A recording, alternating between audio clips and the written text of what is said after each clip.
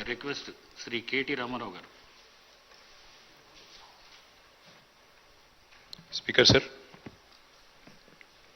ఈ సభలో సోదరుడు మా సహచరుడు మా హైదరాబాద్ నగర పార్టీ అధ్యక్షులు గోపీనాథ్ గారికి సంతాప తీర్మానం ప్రవేశపెట్టాల్సి వస్తుందని చెప్పి మేము కలలో కూడా అనుకోలేదు. ఎందుకంటే వారు జీవించున్నంత కాలం కూడా ఎన్నడూ తనకు అనారోగ్యం వచ్చిందని కానీ అది కూడా ఇంత తీవ్రంగా ఉందని కానీ ఎన్నడూ ఎక్కడ కూడా చెప్పుకోలేదు, ఎవరికి కూడా పంచుకోలేదు అధ్యక్ష. వారు ఆ రకంగా చాలా గుంభనంగా తన వ్యక్తిగతమైన సమస్యలు కానీ వ్యక్తిగతమైన ఆరోగ్యపరమైన విషయాలు కానీ చాలా రహస్యంగా, ఒక రకంగా చెప్పాలంటే చాలా ప్రైవేట్గా వారు మెయింటైన్ చేసినారు అధ్యక్ష. కానీ పబ్లిక్ పరంగా మాత్రం, అంటే ఇందాక ముఖ్యమంత్రి గారు అదేవిధంగా శాసనసభ వ్యవహారాల మంత్రి గారు చెప్పినట్టు హైదరాబాద్ మహానగరంలో జూబ్లీహిల్స్ అంటేనే ఒక సంపన్నులు నివసించే ప్రాంతంగా పేరుంది అధ్యక్ష. కానీ జూబ్లీహిల్స్ నియోజకవర్గం పరిస్థితి చూస్తే దానికి పూర్తి భిన్నం అధ్యక్ష. పేరుకి జూబ్లీహిల్స్ నియోజకవర్గం, కానీ అక్కడ ఉండేది మొత్తం కూడా పేద ప్రజలు. ఎందుకంటే పేరుకి జూబ్లీహిల్స్ నియోజకవర్గం అయినప్పటికీ అక్కడ ఉండేది బోరబండ, రేమత్ నగరు, షేక్పేట, ఎర్రగడ్డ, వెంగళరావు నగరు, ఈ రకంగా మొత్తంగా ఒక బస్తీలు, స్లమ్స్తో కూడిన ఏరియా అధ్యక్ష. హైదరాబాద్లోని హైదర్గూడలో 1963లో ఇక్కడే హైదరాబాద్ మహానగరంలోనే గోపీనాథ్ గారు జన్మించినారు అధ్యక్ష. తర్వాత వారు ఇక్కడే చదువుకుని ఇక్కడే మరి ఉస్మానియాలో డిగ్రీ కూడా చేసి తర్వాత ఎన్టీ రామారావు గారికి వీర అభిమానిగా తెలుగుదేశం పార్టీ స్థాపించిన తర్వాత వారు రాజకీయాల్లో అడుగుపెట్టినారు. నాకు బాగా గుర్తుంది అధ్యక్ష, మేము చిన్నప్పుడు మన ఎమ్మెల్యేలకు ఇచ్చిన క్వార్టర్స్ ఏవైతే ఉన్నాయో బషీర్బాగ్లో, అక్కడ మా కుటుంబం అంతా ఉండేది. పెద్దలు కేసీఆర్ గారు ఆనాడు శాసనసభ్యుడిగా ఉన్నప్పుడు మొట్టమొదటిసారి 85లో న్యూ ఎమ్మెల్యే క్వార్టర్స్లో నివాసం ఉండేది అధ్యక్ష. మేము కూడా అక్కడే ఉండేది. అక్కడ నుంచి బయటకు వచ్చి ప్రస్తుతం ఉన్న సెక్రటేరియట్ ముందుగా ఇప్పుడు ఎక్కడైతే అమరజ్యోతి ఉన్నదో అక్కడ మాకు ఎప్పుడో కటౌట్ కనబడేది అధ్యక్ష. మొట్టమొదటి కటౌట్ బహుశా చాలామంది హైదరాబాద్లో చూసింది అదే అయి ఉంటుంది. ఎన్టీ రామారావు గారి నిలువెత్తు కటౌట్ పెట్టి కృష్ణుడి రూపంలో, రాముడి రూపంలో పెట్టి కింద రాసి ఉండేది అధ్యక్ష, మాగంటి గోపీనాథ్ అని చెప్పి రాసి ఉండేది. ఒక రకంగా చెప్పాలంటే హైదరాబాద్లో ఈ కటౌట్స్ కల్చర్ కానీ, రకంగా చెప్పాలంటే ఆనాడు తెలుగుదేశం పార్టీ అధికారంలో ఉన్నప్పుడు ఈ రకంగా మరి ఒక పర్మనెంట్గా ఒక కటౌట్ తనకంటూ ఏర్పాటు చేసుకున్న నాయకుడు మాగంటి గోపీనాథ్ గారు. వారు చాలా క్రియాశీలంగా ఉండేది అధ్యక్ష రాజకీయాలు. చిన్న స్థాయి నుంచి కూడా మరి మొదటి నుంచి కూడా చాలా క్రియాశీలంగా విద్యార్థి దశ నుంచి కూడా రాజకీయాల్లో ఉన్నారు. తెలుగు యువతలో పనిచేశారు.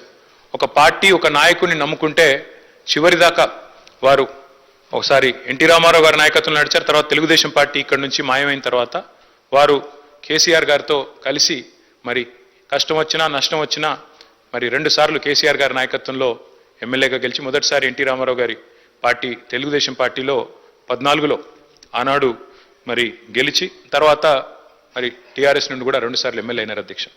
ముఖ్యమంత్రి గారు చెప్పినట్టు హ్యాట్రిక్ కొట్టడం ఎమ్మెల్యేలకు అంత సులువు కాదు అధ్యక్ష. గోపీనాథ్ గారి గురించి ఒక మాట చెప్పాలంటే అధ్యక్ష, వారు చనిపోయిన రోజు నేను హరీష్ రావు గారు ఇద్దరం ఏఐజీ హాస్పిటల్ నుండి బయలుదేరి వాళ్ళ ఇంటి దగ్గరికి వెళ్ళి కొన్ని ఏర్పాట్లు చేద్దామని ముందు పోయినాం అధ్యక్ష. ఆ రోజు నిజంగా ఆశ్చర్యం అనిపించింది మాకు. చెప్తారు అధ్యక్ష, మన హైదరాబాద్లో సామెత చెప్తారు, ఊపర్ షేర్వాణి అందరు పరేషాని అని. అక్కడ పోయిన తర్వాత నేను హరీష్ రావు గారు నిజంగా ఆశ్చర్యంలో నేను గోపీనాథ్ గారు ఉండే ఇల్లు ఒక మాదాపూర్ ఆ ప్రాంతంలో చాలా చిన్న ఇల్లు అధ్యక్ష. నాకు తెలిసి 250-300 గజాలు కూడా ఉంటుందో ఉండదో, చాలా చిన్న ఇల్లు. ఎన్నడూ కూడా గోపీనాథ్ గారు మాకు తను ఎప్పుడు కనబడ్డా ఇందాక మరి ప్రభుత్వం నుంచి చెప్పినట్టు ఎప్పుడు కూడా చాలా గుంభనంగా, చాలా ఎప్పుడు కూడా ఎక్కడ కూడా తనకేమైనా ఇబ్బంది ఉన్నా చెప్పేవాడు కాదు అధ్యక్ష.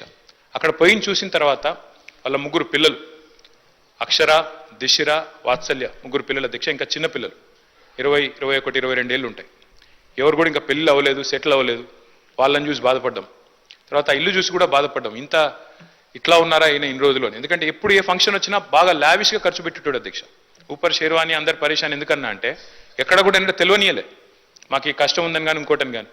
తెలంగాణ ప్రభుత్వం ఆనాడు బతుకమ్మ చీరలు అనే కార్యక్రమం మనం 2016-17లో ప్రారంభించినాం అధ్యక్ష. కానీ అంతకంటే ముందే గోపీనాథ్ గారు తన కాన్స్టిట్యున్సీలో బతుకమ్మకి చీర పెట్టే ఒక సంస్కృతిని కూడా తీసుకొచ్చింది గోపీనాథ్ గారు అధ్యక్ష. మనందరం గోపీనాథ్ అని ఇక్కడ పిలుస్తాం కానీ ఆయన మొత్తం కాన్స్టిట్యున్సీలో మాత్రం గోపన్నగానే పిలుచుకుంటారు. ఎక్కడ పోయినా, ఏ డివిజన్ పోయినా గోపన్న అని మాట్లాడతారు. ప్రజల్లో నిత్యం మమేకమయ్యే వ్యక్తి అధ్యక్ష. ఒక చిన్న ఎగ్జాంపుల్ నేను మీకు చెప్తాను. రేహమత్ నగర్ డివిజన్లో ఎస్పీఆర్ కాలనీ అనుకుంటా, ఎస్పీఆర్ హిల్స్ ఏదో ఉంటుంది అధ్యక్ష అక్కడ పేరు. అక్కడ ఒక 5 ఎకరాల స్థలం ఉండేది అధ్యక్ష, ఒక క్వారీ ఉండేది.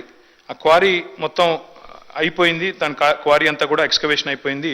అక్కడ కబ్జా పెట్టడానికి చుట్టూ బస్తీలు అవి ఉన్నాయి, అక్కడ కొంతమంది కబ్జా పెట్టడానికి ప్రయత్నం చేస్తూ ఉన్నారు లోకల్ వాళ్ళు కొంతమంది. ఎవరు గోపీనాథ్ గారు పట్టుబట్టి ఆనాడు ప్రభుత్వంలో ఉన్న మా అందరిని కూడా తీసుకెళ్ళి ఆ ప్లేస్ చూపెట్టి అక్కడ ఒక మంచి పిల్లలు ఆడుకునే ఒక గ్రౌండ్, అదేవిధంగా అక్కడ కమ్యూనిటీ అంతా గ్యాదర్ అయ్యి చేసుకునే కార్యక్రమాలు చేయాలని చెప్పి పట్టుబట్టి దాన్ని ఒక గ్రౌండ్గా తీర్చిదిద్ది అక్కడ బతుకమ్మ వేడుకలు కానీ, అట్లాగే రంజాన్ అప్పుడు అక్కడ కార్యక్రమాలు చేయడమే కానీ, క్రిస్మస్ వేడుకలు చేయడం కానీ, ఇవన్నీ కూడా చాలా జాగ్రత్తగా చేసేటాడు అధ్యక్ష.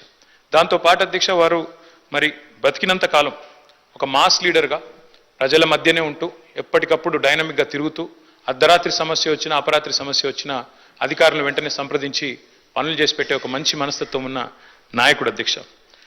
మరి గోపీనాథ్ గారి మరణం, ఎందుకంటే మా నగర పార్టీ అధ్యక్షుడు కూడా వారు, దాంతోపాటు కేసీఆర్ గారికి మరి నమ్మిన విధేయుడిగా ఎన్ని ఒత్తిళ్లు వచ్చినా మరి ఒక నమ్మిన విధేయుడిగా మరి పార్టీలో 2 సార్లు గెలిచిన తర్వాత అదే పద్ధతుల్లో కొనసాగారు అధ్యక్ష. వారి మరణం మా పార్టీకి, అట్లాగే వారి కుటుంబం, వారి శ్రీమతి సునీత గారికి, అట్లాగే వారి పిల్లలకి, వారి తల్లి గారికి, వారి కుటుంబ సభ్యులందరికీ, వారి బ్రదర్కి అందరికీ కూడా తీరని లోటు అధ్యక్ష. దాంతోపాటు జూబ్లీ హిల్స్ నియోజకవర్గంలో తనదైన చిరస్మరణీయమైన ముద్ర ఏదైతే గోపీనాథ్ గారు వేసుకున్నారో తప్పకుండా ఆ నియోజకవర్గానికి కూడా ఇది తీరని లోటు. ఈ దుఃఖ సమయంలో వారి కుటుంబం తరపున మా పార్టీ పూర్తి స్థాయిలో అండగా ఉంటుంది అధ్యక్ష. పార్టీ కుటుంబాన్ని గతంలో కూడా ఎట్లా అయితే వివిధ మా సహచరులు మరణించినప్పుడు ఆ కుటుంబాలకు అండగా నిలబడ్డామో, ఎట్లయితే గట్టిగా ఆ కుటుంబాన్ని కాపాడుకున్నామో, అట్లాగే మాగంటి గోపీనాథ్ గారి కుటుంబం కూడా మరి పూర్తి స్థాయిలో గోపన్న లేకపోయినా వారి కుటుంబాన్ని సంపూర్ణంగా ఆదుకునే బాధ్యత, పూర్తి స్థాయిలో వారిని చూసుకునే బాధ్యత మా పార్టీ తీసుకుంటుంది.